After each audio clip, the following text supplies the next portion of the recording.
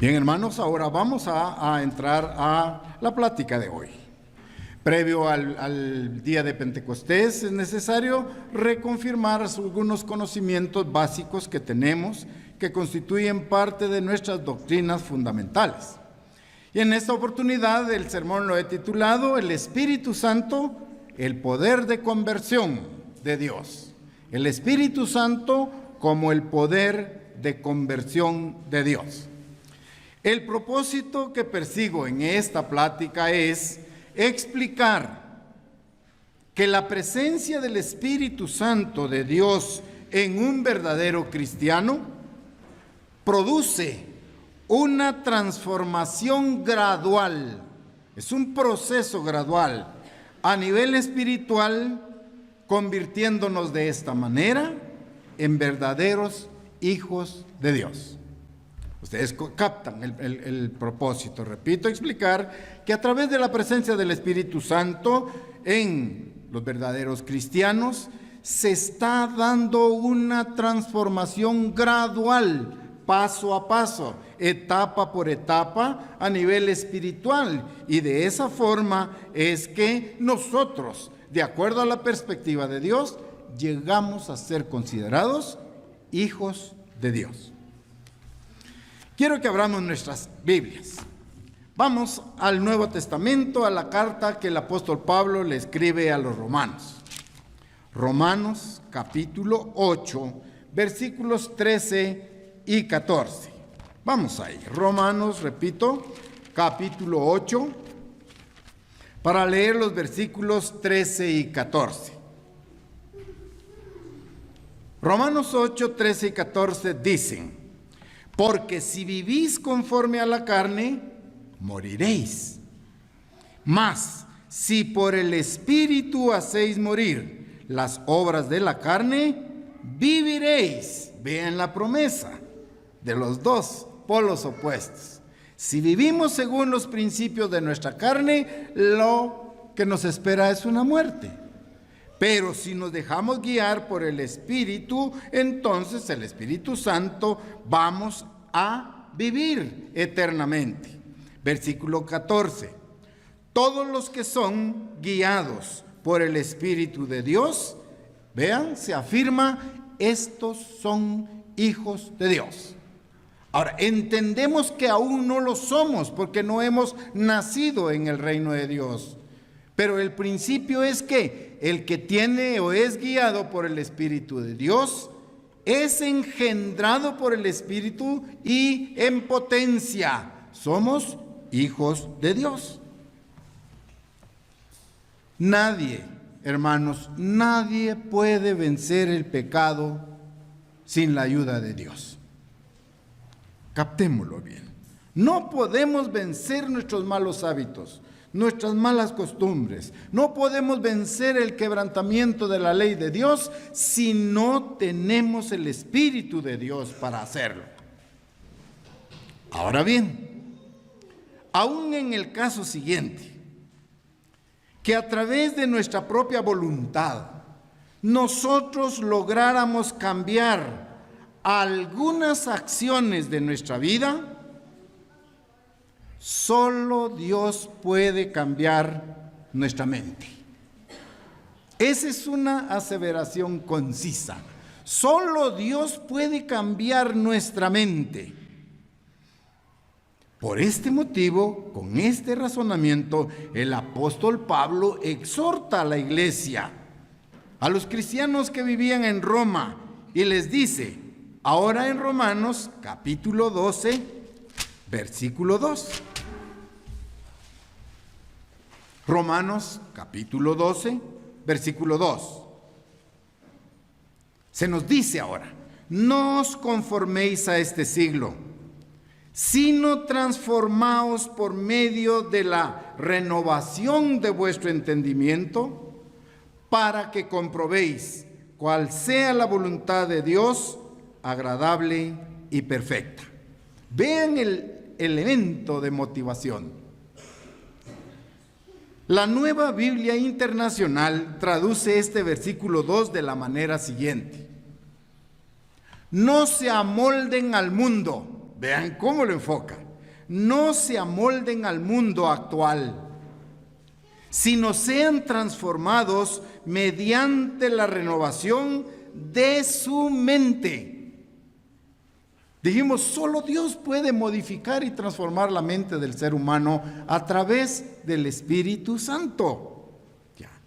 Entonces se nos invita, hermanos, iglesia, se nos invita, no se amolden, no se ajusten, no se adhieran al mundo actual y sus tradiciones, sus costumbres, sus estilos de vida. Esa es la amonestación. Sino que acepten el proceso de transformación que Dios está efectuando a través de su Espíritu Santo en nuestra mente. Vean que va a lo más esencial del ser humano. De la mente salen los pensamientos, ¿sí?, buenos y malos. De la mente se genera esa idea que luego se transforma en acción, ya sea buena o mala. Entonces, ese es el elemento ahí. Nadie puede vencer el pecado por su propia cuenta o sin la ayuda de Dios. Podremos vencer una batalla espiritual si hacemos uso del recurso espiritual que Dios nos da a través de su Espíritu Santo. Ahora, volvamos a Romanos 8, versículo 14. Romanos 8, 14. Allí vamos a leer, para poder entender cómo obra, cómo opera el Espíritu de Dios en la vida de los verdaderos cristianos. Vean ahí entonces, ¿cómo opera el Espíritu Santo? Romanos 8:14.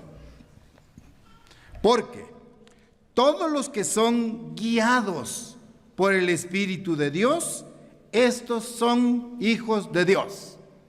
Entonces, la pregunta es, ¿cómo opera el Espíritu de Dios en nuestra mente? La respuesta está en el versículo 14. Los que son guiados. ¿Cómo opera el Espíritu Santo en nuestra mente? Nos guía. Vean bien ese verbo. El Espíritu Santo nos guía, pero no nos obliga. Nos guía, pero no nos empuja.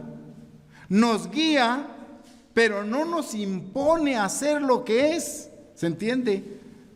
Una guía. ¿Qué y quién es un guía? Es alguien que está señalándonos un camino, por ejemplo.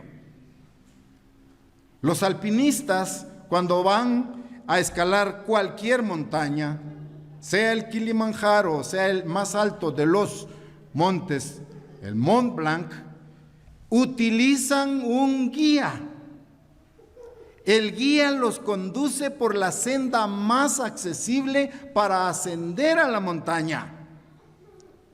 Lógico es, tenemos que seguir al guía, porque de lo contrario nos perderemos y caeremos en un desfiladero, imaginariamente ascendiendo a una montaña. Cuando usted deja de seguir al guía, comete errores. Se puede perder, se puede accidentar. Entonces vean cómo opera el Espíritu Santo. Lo vuelvo a leer. Porque todos los que son guiados por el Espíritu de Dios, estos son hijos de Dios. Vean entonces el cómo opera el Espíritu Santo. Cuando usted deja que el Espíritu de Dios le guíe por el sendero hacia el reino, entonces optamos a tener la categoría de hijos de Dios. Para que Dios nos considere sus hijos, debemos entonces dejarnos guiar por su Espíritu. ¿Ya? Versículo 9 del mismo capítulo 8. Regresemos ahí. Versículo 9. Dice, mas vosotros no vivís según la carne, sino según el Espíritu, si es que el Espíritu de Dios mora en vosotros. Y si alguno no tiene el Espíritu de Dios, dice, no es de él. Vean entonces la categoría. Hijo de Dios es la persona que tiene el Espíritu Santo de Dios. El que se deja guiar por el poder de Dios, por la mente de Dios. Pero dice, si el Espíritu no mora en nosotros, entonces no somos de Cristo.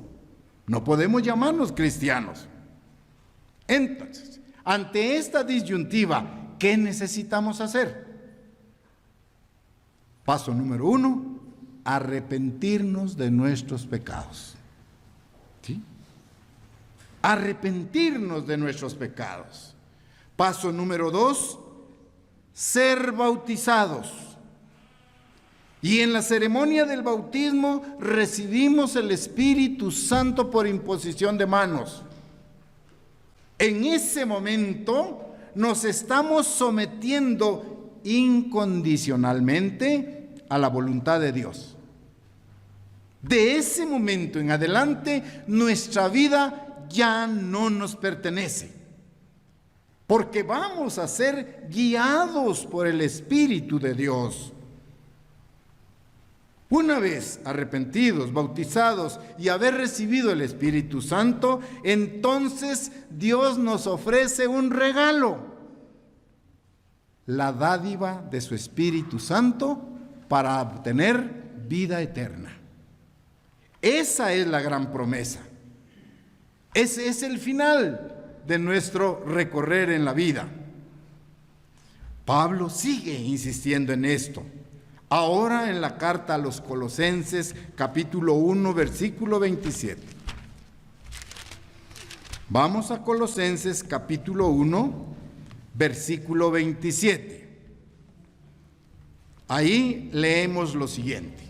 Colosenses 1, 27. Ahora bien, vean, dice, a quienes Dios quiso dar a conocer las riquezas de la gloria de este misterio entre los gentiles, que es Cristo en vosotros, la esperanza de gloria. Vean dónde está el misterio. Abrirle la mente a las personas para que lleguen a comprender que es la vida de Cristo en nosotros, la esperanza de la gloria, la esperanza de llegar a tener vida eterna, la esperanza de llegar a ser parte de la familia de Dios.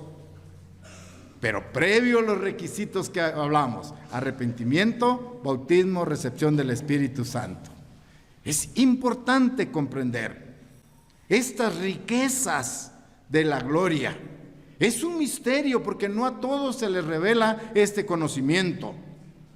¿Cuál es el conocimiento? Entender que Cristo en nosotros nos da la esperanza de la gloria, llegar a obtener vida eterna al final del camino. Entonces, ¿podemos conceptualizarnos como verdaderos cristianos? Cuando Cristo está en nosotros, cuando Cristo vive en nosotros. Vean ese enfoque. Podemos adquirir, repito, el calificativo de cristianos solo si la vida de Cristo es una realidad en nosotros. En otras palabras, Cristo puede venir a morar en nosotros solo cuando le permitimos que el poder del Espíritu de Dios obre en nuestras vidas, obre en nuestras mentes, transforme nuestros pensamientos.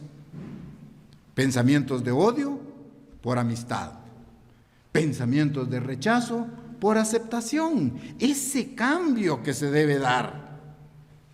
Por eso fue que el apóstol Pablo comprendió plenamente esto e inspirado por el Espíritu de Dios, escribe en Gálatas 2:20, que ustedes saben de memoria. La perspectiva que él tenía ahí. Cuando Pablo recibió el Espíritu Santo, la perspectiva, el enfoque que él tenía era, ya no vivo yo. Dijo claramente, Cristo vive en mí. Vean la perspectiva, el enfoque, la dirección. ¿Hacia dónde se encaminaba Pablo allí? Expresó: con Cristo estoy juntamente crucificado. Y luego dice: ya no vivo yo. Vean esa expresión. Es abandonar los hábitos anteriores. Es dejarnos guiar por el Espíritu Santo de Dios. Ya no vivo yo, sino que vive Cristo en mí. Pero lo afirmó. Esa debe ser una afirmación de nosotros también en la iglesia. Cristo vive en mí. Y ahora dice: mis relaciones comerciales, educativas, de trabajo, lo que sea, lo que ahora vivo en la carne, lo vivo en la fe del Hijo de Dios, el cual me amó. Estoy parafraseando Gálatas 2:20. El cual me amó y se entregó a sí mismo por mí. Esa convicción total, la verdadera perspectiva. ¿Hacia dónde enfocó Pablo allí? Dejémonos guiar por el Espíritu Santo de Dios y alcanzaremos la meta. Pablo dijo que con Cristo estoy juntamente crucificado. Comprendan esa expresión. En el momento del bautismo, hemos muerto a nuestra vida carnal. ¿Sí? Se tipifican esos procesos: muerte y resurrección. Por eso Pablo dijo: con Cristo estoy juntamente crucificado. Y comprendió que a partir de ese momento, al salir de las aguas del bautismo, ya no vivo yo. Ya no prevalecen mis pensamientos, mi propósito, mi ideal, sino que ahora Cristo modifica mis pensamientos. Ahora voy a seguir a Cristo, voy a permitirle que Cristo viva en este cuerpo, con sus defectos, con sus enfermedades, pero va a ser modificado en un momento dado. Es una transformación.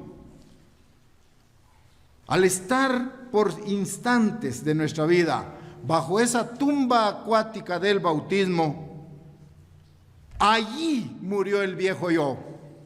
Allí quedaron sepultados mis pecados, mis malos pensamientos, mis malas acciones, y ahora emerjo de las aguas del bautismo como una nueva criatura.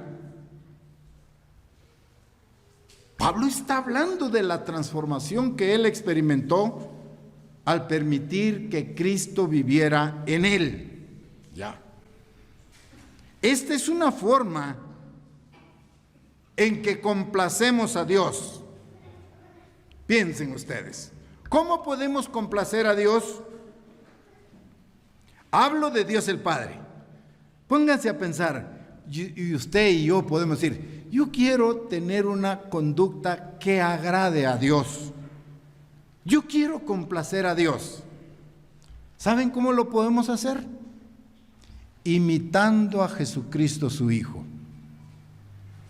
Así vamos a complacer a Dios Padre, imitando a su Hijo Jesucristo. De esa cuenta el apóstol Pablo nos dice ahora en 1 Corintios 11:1 lo siguiente. Primera carta a los Corintios, capítulo 11, versículo 1. Vean cómo exhorta ahora el apóstol a la iglesia. Primera de Corintios, capítulo 11, versículo 1. Repito, venimos de preguntarnos: ¿cómo podemos complacer a Dios? La respuesta: imitando a Jesucristo. Vean qué hizo Pablo, qué consejo nos da. Primera de Corintios, capítulo 11, versículo 1. Ahí dice el apóstol: sed imitadores de mí, así como yo de Cristo. ¿Se dan cuenta? ¿Cómo podemos agradar a Dios el Padre? Imitando a su Hijo Jesucristo. Pablo dice ahí: sed imitadores de mí, así como yo de Cristo. Vean esa situación, el compromiso grande que tenemos Pablo dice, véanme, véanme, sí, porque yo estoy imitando a Jesucristo. Ya. Ahora vamos a Filipenses, capítulo 2, versículo 5. Filipenses, capítulo 2, versículo 5.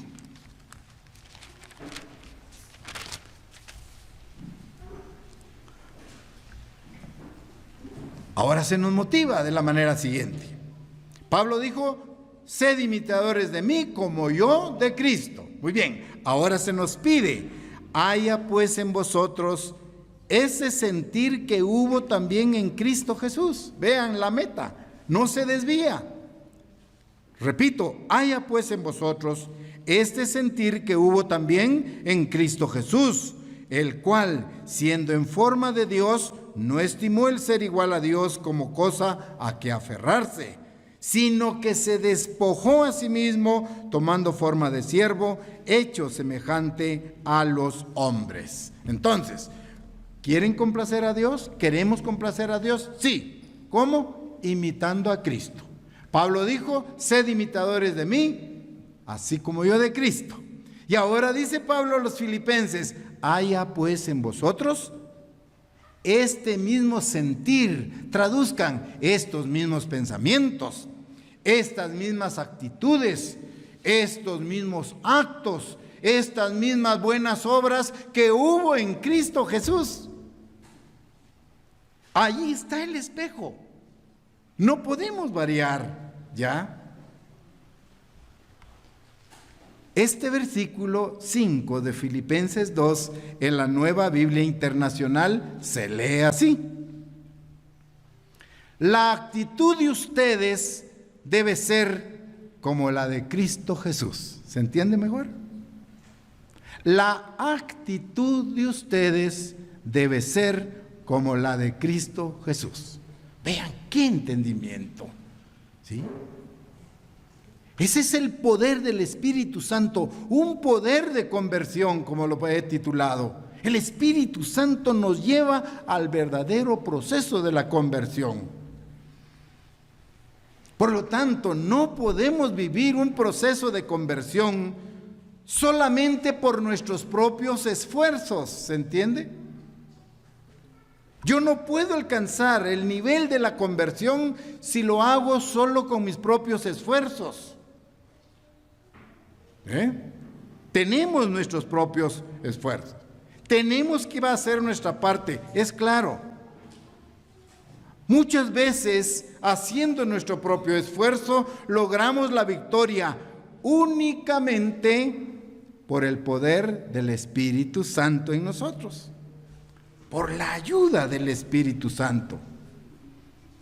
Y con ese poder podemos lograr hacer que nuestros pensamientos, lograr que nuestras actitudes y lograr que nuestras acciones estén en armonía con las actitudes de Cristo. ¿Ya? Ese es el gran objetivo. Segunda carta a los Corintios, capítulo 10 ahora. Segunda carta a los Corintios, capítulo 10. Vamos a leer los versículos del 3 al 5. Para entender la importancia del Espíritu Santo, ayudándonos a superar nuestros problemas, a cambiar pensamientos, a modificar actitudes y a provocar nuevas acciones de acuerdo al ejemplo de Cristo. Segunda de Corintios, capítulo 10, versículos del 3 al 5. Dice, pues aunque andamos en la carne, no militamos según la carne, porque las armas de nuestra milicia no son carnales, sino poderosas en Dios para la destrucción de fortalezas, derribando argumentos y toda altivez que se levanta contra el conocimiento de Dios y llevando cautivo todo pensamiento a la obediencia a Cristo. Otra vez ahí, ¿sí? lo correcto en nuestra vida.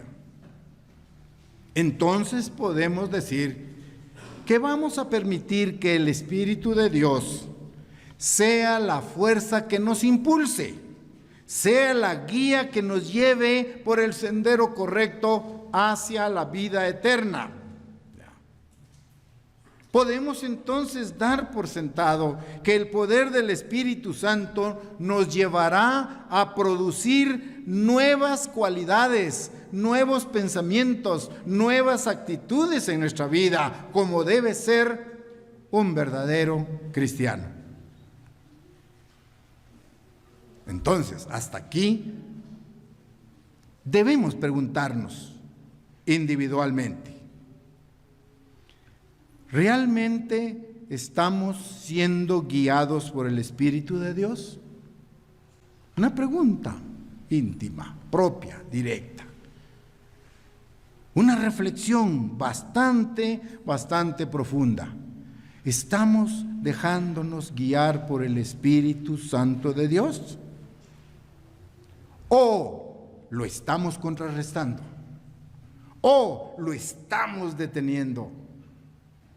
Es una pregunta propia, es algo que nosotros debemos contestarnos. Para comprender plenamente la obra del Espíritu Santo de Dios en nosotros, tenemos que saber qué es el Espíritu Santo. ¿Sí? ¿Qué es el Espíritu Santo? Bueno, muchos grupos religiosos, ustedes lo saben, algunas religiones creen que el Espíritu Santo es una tercera persona de la Trinidad, cosa negativa, no tiene fundamento bíblico. El Espíritu Santo no es una persona. Entonces, ¿qué es el Espíritu Santo? ¿Cómo lo define la Biblia? El Espíritu Santo, de acuerdo a la Biblia, es el poder de Dios que obra en nuestras vidas. Es la mente de Dios, el poder de Dios trabajando en nuestras mentes. Ya. Entonces, los que permitimos que ese poder nos guíen, entramos en la categoría de hijos de Dios. ¿Se acuerdan? Porque todos los que son guiados por el Espíritu de Dios, leímos en Romanos 8:14, estos son hijos de Dios. Si dejamos que el Espíritu nos guíe. Ahora, ya sabemos qué es el Espíritu de Dios. Sí, es el poder de Dios que obra en nuestra vida. Es la mente de Dios. Muy bien. ¿Qué hace por nosotros el Espíritu Santo? ¿En qué nos ayuda? Cuando nos preguntamos esto, ¿qué es lo que el Espíritu Santo de Dios hace por mí? Estoy entrando al meollo de nuestras doctrinas, a nuestras creencias, ya. No podemos llegar a tener una relación profunda con Dios, ni podemos ser sus hijos si no nos dejamos guiar por su Espíritu Santo, por el poder y su mente. La verdad clara es que solo cuando el Espíritu de Dios mora en nosotros podemos ser considerados hijos de Dios. Vamos a Romanos una vez más, Romanos capítulo 8, ahora vamos a leer los versículos 14 al 17. Romanos 8, 14 al 17. ¿Qué es lo que el Espíritu de Dios hace por nosotros? Romanos 8, 14 al 17 dice lo siguiente. Porque todos los que son guiados por el Espíritu de Dios, estos son hijos de Dios. Pues no habéis recibido el espíritu de esclavitud para estar otra vez en temor, sino que habéis recibido el espíritu de adopción por el cual clamáis, Abba Padre. El Espíritu mismo da testimonio a nuestro espíritu de que somos hijos de Dios, y si hijos, también herederos. Herederos de Dios y coherederos de Cristo, si es que padecemos juntamente con Él, para que juntamente con Él, vean, seamos glorificados. O sea, la promesa de vida eterna va a ser una realidad en nosotros si tenemos el Espíritu Santo de Dios. Ya. Por lo tanto, debemos entender a plenitud lo que significa ser guiado por el Espíritu de Dios. Repito, este verbo, guiado por el Espíritu. Hay una realidad que usted conoce y que usted la posee. Dios nos ha dado libre albedrío. Dios nos ha dado libre albedrío. De tal manera que su Espíritu no nos obliga a vivir de cierto modo. Porque usted decide, su libre albedrío le va a dictar qué hacer con el conocimiento y qué no hacer con el conocimiento. El Espíritu Santo como guía no nos arrastra, no nos controla, no nos empuja, solamente nos guía. Pero su libre albedrío, usted con su libre albedrío, ¿acepta la guía o la rechaza? ¿De acuerdo? ¿Se acepta o no se acepta? Entonces vean que cuando entendemos que hay un libre albedrío, que yo puedo elegir seguir la guía del Espíritu Santo o apartarme de esa guía. Entiendo ahora que el Espíritu Santo no puede evitar que yo peque. Soy yo con mi libre albedrío, ¿ya? Porque el Espíritu Santo no nos obliga a hacer lo correcto. Es usted con su libre albedrío. ¿Ya? Vean la función plena. Nos guía, pero no nos obliga. Nos guía. Es como hacer sonar una campanita. Si usted acepta o no acepta la guía de Él. ¿Cómo nos guía el Espíritu de Dios? Vamos a ver algunos puntos importantes. Veamos alguna forma. ¿Cómo nos guía? El Espíritu Santo nos mantiene en contacto diario con la mente de Dios. Vean la guía del Espíritu Santo. ¿Sí? Nos mantiene en contacto con la mente de Dios. Eso es gracias al Espíritu Santo que hay en nosotros. Una forma más. El Espíritu de Dios opera en y con nuestra mente. Opera con nuestra mente. Veamos lo que dijo uno de los apóstoles en la primera carta a Juan. Primera de Juan, capítulo 3, versículo 24. Primera carta de Juan, capítulo 3, versículo 24. El Espíritu de Dios opera en y con nuestra mente. Lo esencial del ser humano. Primera de Juan 3, 24 dice: y el que guarda sus mandamientos permanece en Dios, y Dios en él. Vean la obediencia a los mandamientos de Dios. Qué importante es. Si guardamos los mandamientos de Dios, permanecemos en Dios y Dios en nosotros. Hay una relación perfecta e íntima. Sigo leyendo. Y en esto sabemos que Él permanece en nosotros por el Espíritu que nos ha dado. Entonces, ¿cómo nos guía el Espíritu Santo? Número 1, como les dije, nos mantiene en contacto con la mente de Dios. Todos los días, todos los días. 2, el Espíritu Santo opera en mi mente. Y el ejemplo claro aquí que leímos es: el que guarda los mandamientos permanece en Dios y Dios en él. ¿Y cómo sabemos que Dios está en nosotros? que Él permanece en nosotros por el Espíritu que nos ha dado, por el poder, por la mente de Dios en nosotros también. Entonces entendemos que por su Espíritu Dios influye en nosotros para hacer todo lo que es bueno. Dios nos da las directrices, su santa ley está allí, sus mandamientos: no robar, no hablar mal contra su prójimo. Esos son los lineamientos, pero usted decide si lo hace o no, porque tiene libre albedrío, ¿sí? Pero el conocimiento está ahí, al alcance de todos. Ya. Vean cómo opera el Espíritu de Dios. Una forma más: el Espíritu nos inculca, nos conduce a un entendimiento profundo de la palabra de Dios.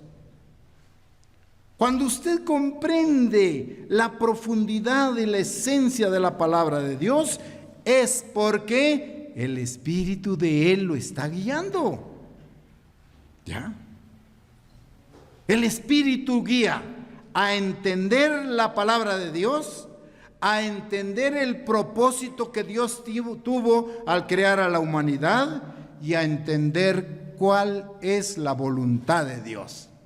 ¿Qué quiere Dios que nosotros hagamos?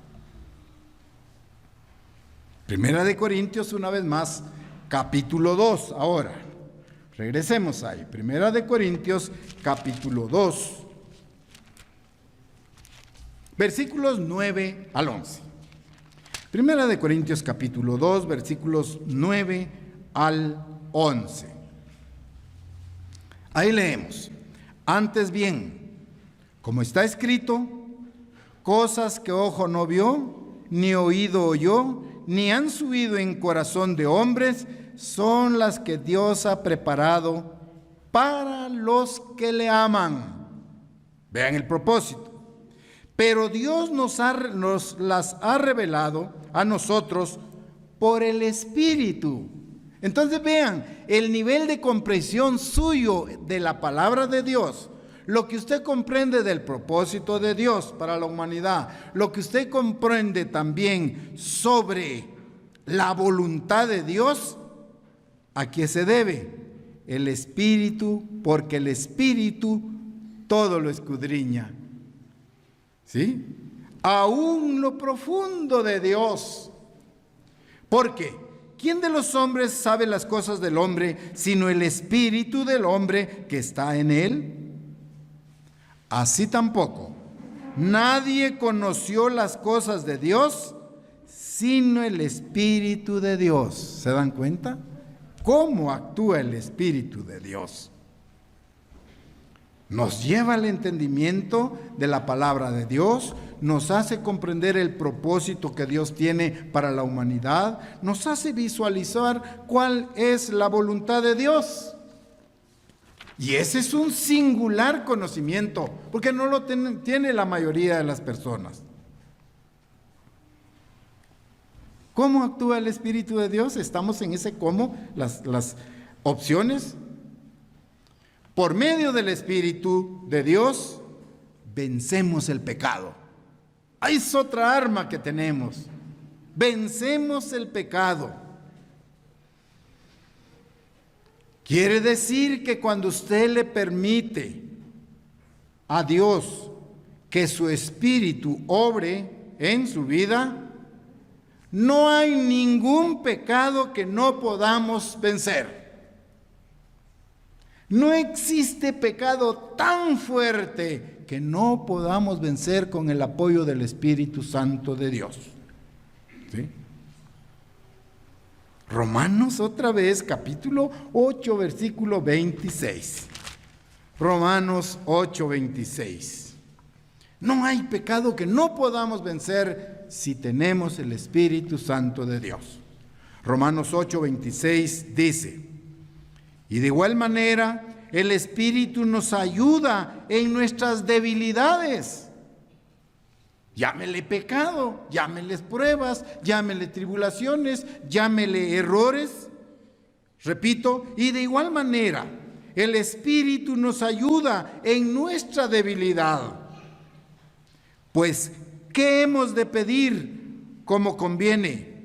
No lo sabemos, pero el Espíritu mismo intercede por nosotros con gemidos indecibles. Vean la intención y lo profundo de Él. El Espíritu en nosotros intercede con gemidos indecibles. Y ahí comprendemos que el Espíritu de Dios nos ayuda a vencer el pecado. Vayamos ahora a Filipenses capítulo 4, versículo 11, para confirmar esta ayuda del Espíritu Santo en nuestra vida. Dije Filipenses capítulo 4, versículos 11 y 12. Ahí leemos la siguiente instrucción.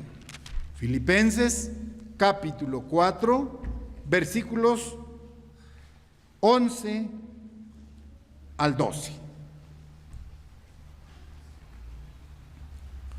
No lo digo porque tenga escasez.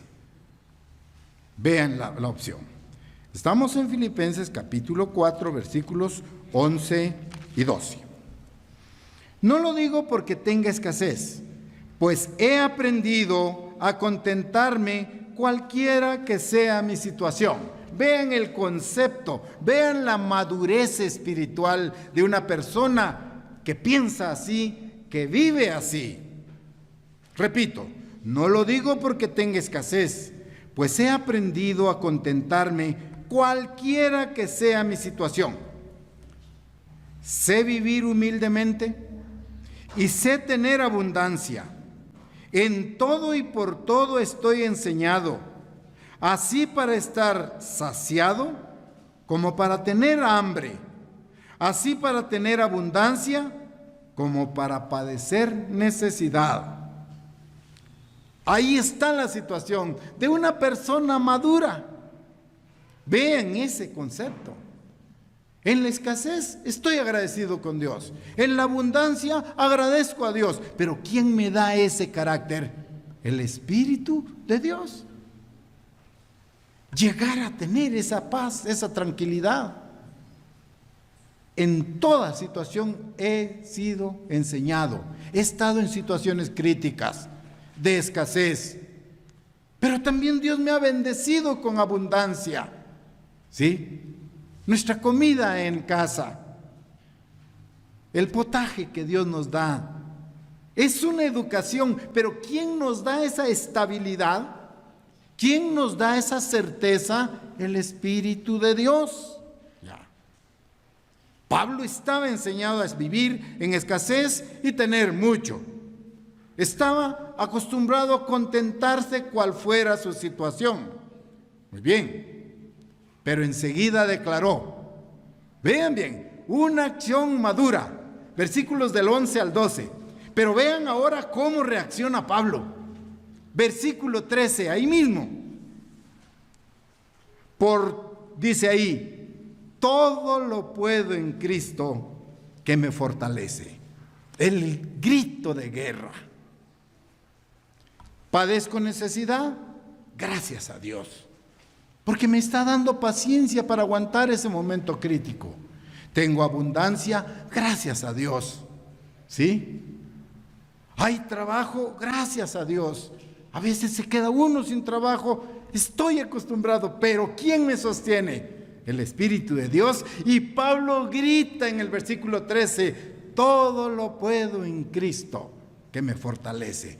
¿Acaso no motiva eso a vivir así? No importan las circunstancias adversas, pruebas, dificultades, enfermedades. ¿Sí? Ese grito, esa expresión, todo lo puedo en Cristo que me fortalece. Es un gran apoyo para nosotros. Estamos viendo entonces cómo opera el Espíritu Santo en la vida de un seguidor de Cristo. Hemos sido llamados, hermanos, a una vida de cristianos y esta es una vida de lucha constante. Es una lucha constante contra mi naturaleza pecaminosa, en primer lugar, contra la sociedad, en segundo lugar, contra las argucias de Satanás. Son enemigos espirituales fuertes. Y Dios me ha llamado a esta vida de cristiano. Y Él sabe que voy a tener pruebas. Él sabe que voy a tener momentos críticos, porque la vida del cristiano es una lucha constante contra su propio yo, contra Satanás, contra la sociedad, contra nuestros propios hábitos. Pero con el apoyo de su Espíritu vamos venciendo poco a poco, prueba tras prueba. Vencemos, somos más que vencedores. ¿Por qué? Porque tenemos la ayuda del Espíritu de Dios. De esa consecuencia, Jesucristo mismo nos asegura lo siguiente. Mateo 19:26. Mateo capítulo 19, versículo 26. Mateo 19:26. Cuando estamos en pruebas, cuando tenemos esa vida de lucha titánica contra mi yo, contra la sociedad, contra el pecado, Jesucristo dice, Él nos asegura. Mateo 19:26 dice, y mirándolos Jesús les dijo, es como que estuviéramos nosotros ahí, en esa situación. Y mirándolos Jesús les dijo, para el hombre esto es imposible, mas para Dios todo es posible. ¿Se entiende eso? ¿Se cree eso? ¿Sí? Nuestra vida es una lucha. No sabemos de dónde nos viene el golpe de Satanás. Él conoce nuestras debilidades, conoce nuestro estado y madurez espiritual y ataca en el punto más débil. Pero Jesucristo está dándonos palabras de motivación aquí. Esa prueba, esa falta de salud, esa falta de trabajo, esa escasez, para el hombre es imposible, pero para Dios todo es posible. ¿Qué esperanza, qué promesa más importante? Lo repite en Marcos 10:27 de la siguiente manera. Marcos capítulo 10, versículo 27. Entonces Jesús mirándolos dijo, para los hombres es imposible, mas para Dios no. Vean la afirmación. Para Dios no, porque todas las cosas son posibles para Dios. Enfoque perfecto. ¿Sí?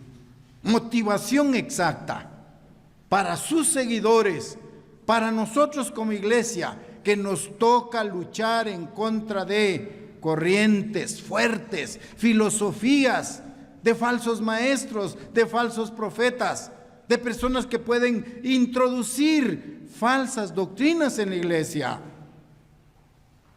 Pero la fortaleza es porque todas las cosas son posibles para Dios. Entonces, ¿cuál es su lucha actual? ¿En contra de qué está usted luchando hoy? ¿Cuál es su batalla espiritual?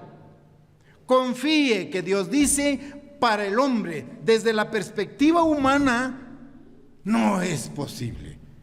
Desde el punto de vista del ser humano, estoy derrotado, pero para Dios, no. Echemos mano de esa herramienta del Espíritu Santo de Dios. Apoyémonos en Él. Estemos conscientes de que Dios no quiere que continuemos siendo como éramos antes. Dios no quiere que sigamos en ese estado de pecado. Dios quiere que estemos en el proceso de transformación. Ese es el gran deseo. Por eso es que tenemos que poner mucha atención a las exhortaciones, a las motivaciones o a los llamados de atención que Dios nos hace. Les leo una vez más Romanos 12:2 de la Nueva Biblia Internacional. No se amolden al mundo actual. Vean el llamamiento. Miembros de la iglesia, no nos amoldemos al mundo actual, sino seamos transformados mediante la renovación de nuestra mente.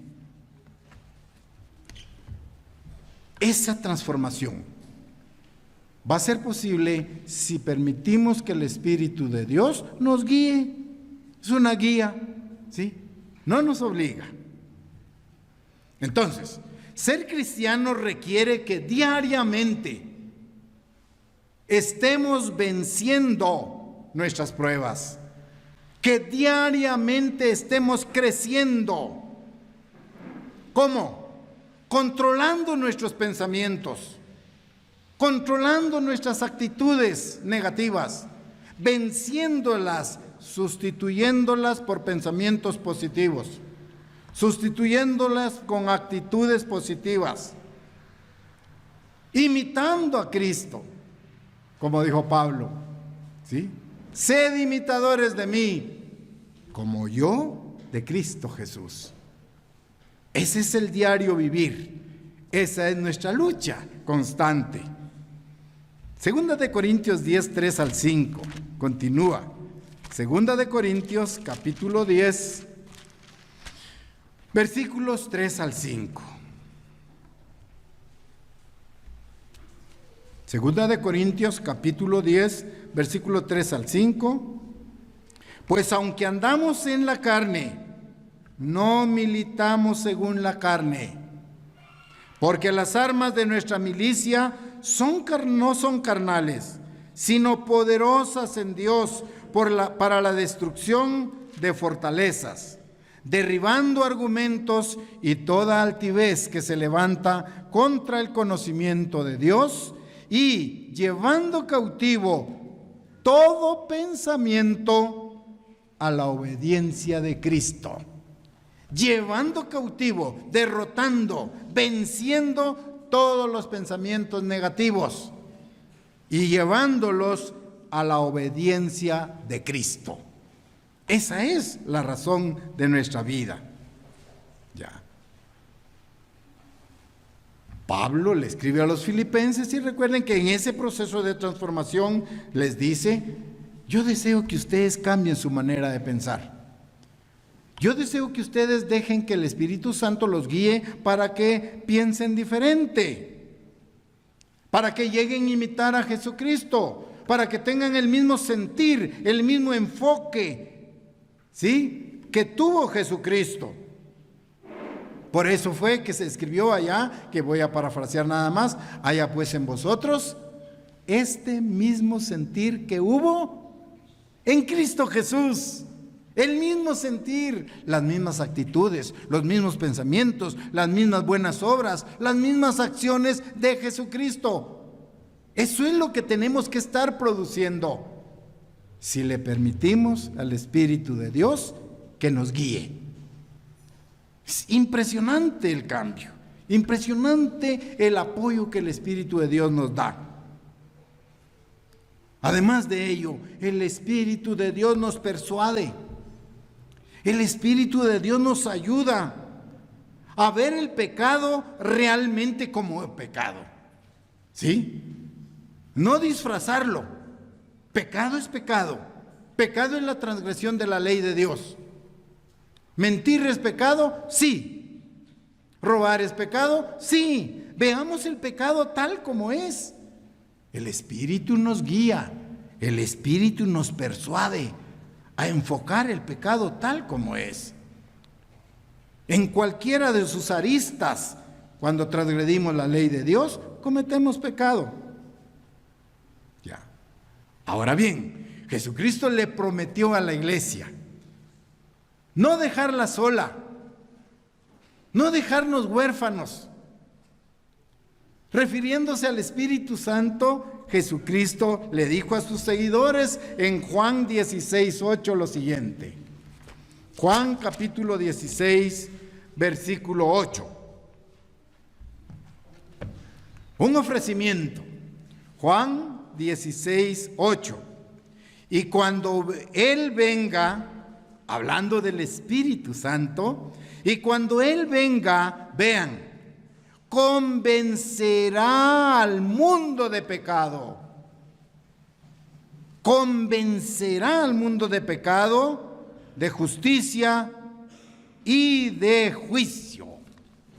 Esa es una gran ayuda, una gran herramienta. Entonces estamos comprendiendo que cuando el Espíritu de Dios obra en nuestra conciencia, nos ayuda a identificar y nos ayuda a evitar el pecado en nuestras vidas. Cuando llegamos a ver el pecado tal como es, ¿sí?, el Espíritu Santo nos dice: apártense, aléjense, no lo hagan ya. Nos persuade, ¿sí?, pero no nos obliga. Nos guía, pero no nos arrastra, no nos empuja, ¿ya? La culpabilidad al cometer el pecado nos embarga y nos agobia. Cada vez que quebrantamos la ley de Dios, hay una gran carga de culpabilidad. Sentimos un gran peso en nuestra vida y en nuestra mente. Hemos quebrantado la ley de Dios. Lo hemos hecho de tal o cual manera. Pero ese es el mensaje. El Espíritu Santo como el poder de conversión total de la iglesia. Bien. Por último, el Espíritu Santo da frutos. El Espíritu Santo da frutos. Vean, un árbol de durazno da duraznos, no puede dar otro tipo de fruto, ¿verdad? En igual forma, el Espíritu Santo produce una clase especial de frutos en la vida del cristiano. ¿Sí? Ustedes lo conocen, Gálatas 5, 22, 23. Allí Pablo enumera los frutos que deben de ser evidentes en la vida de un cristiano. Amor, gozo o felicidad, dicen algunos, ¿verdad? Amor, gozo, paz, paciencia, amabilidad, bondad, fidelidad, humildad, dominio propio. El Espíritu de Dios produce frutos. Cada uno de estos frutos que están en Gálatas 5, 22 y 23 merecen un estudio cuidadoso, meticuloso. Merecen un examen de cada uno en nuestra propia vida para ver si los estamos manifestando o no. Eso es lo que tenemos que revisar. Los frutos están ahí, 9. Amor, gozo, paz, paciencia, bondad, amabilidad, fidelidad, humildad. Y luego termina con dominio propio. Bien. Pero el apóstol Pedro hace un resumen, ¿sí? Hace una síntesis de este proceso que nos lleva a mostrar madurez espiritual. Segunda carta de Pedro, capítulo 1, versículos 3. Segunda carta de Pedro, capítulo 1, versículos 3 en adelante.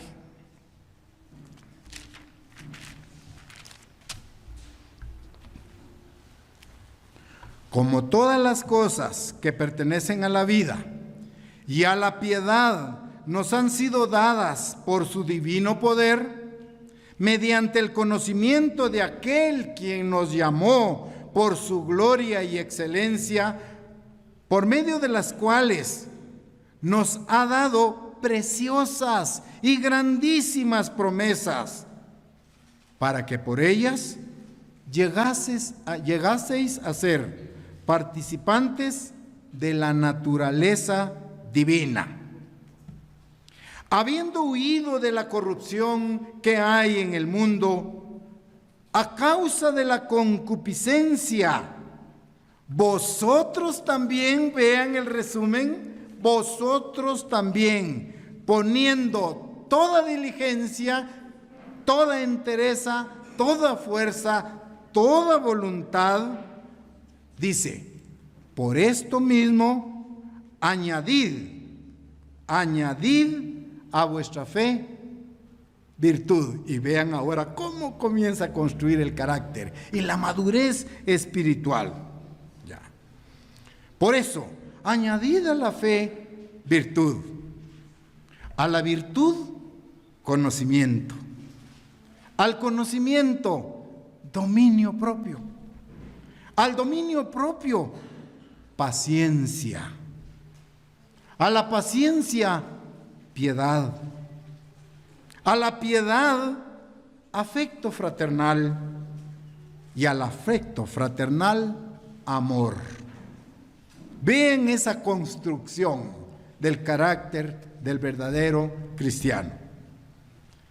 Y termina, porque si estas cosas están en vosotros y abundan, no os dejarán estar ociosos ni sin fruto en cuanto al conocimiento de nuestro Señor Jesucristo.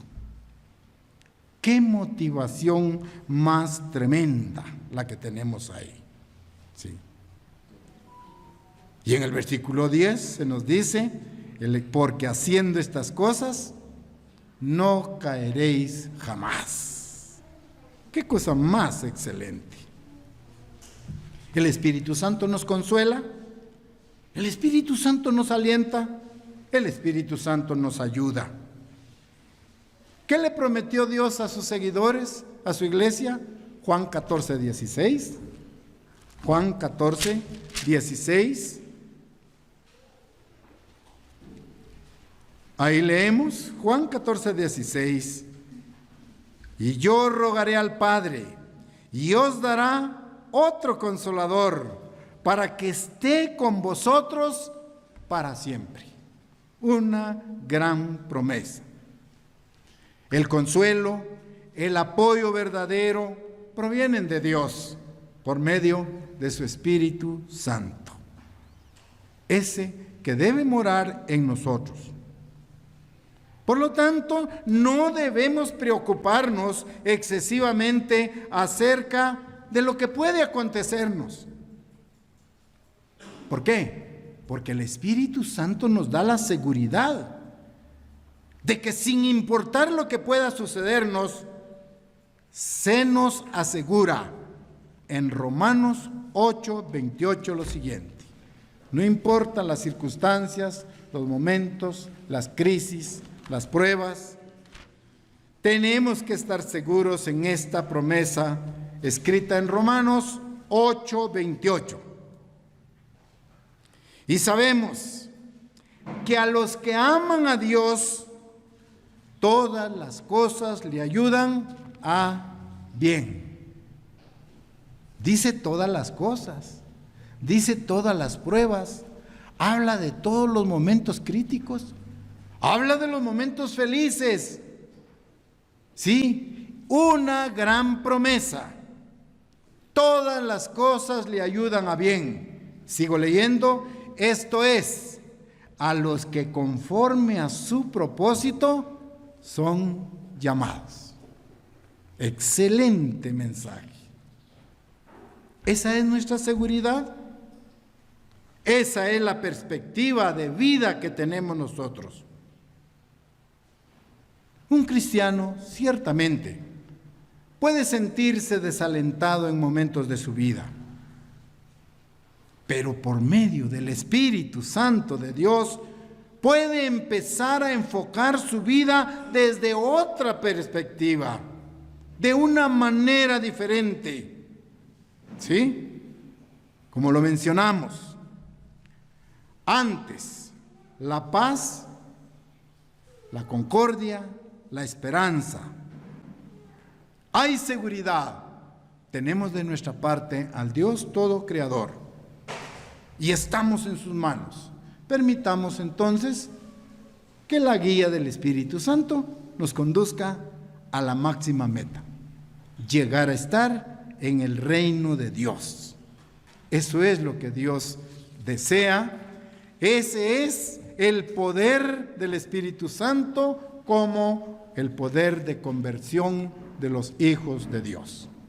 Que esa sea nuestra meta, que esa sea la perspectiva de nuestra vida y que permitamos que Dios continúe haciendo su obra maravillosa al cambiar nuestra mente, nuestros pensamientos y desarrollar en nosotros una conducta que agrade a Dios. ¿Cómo?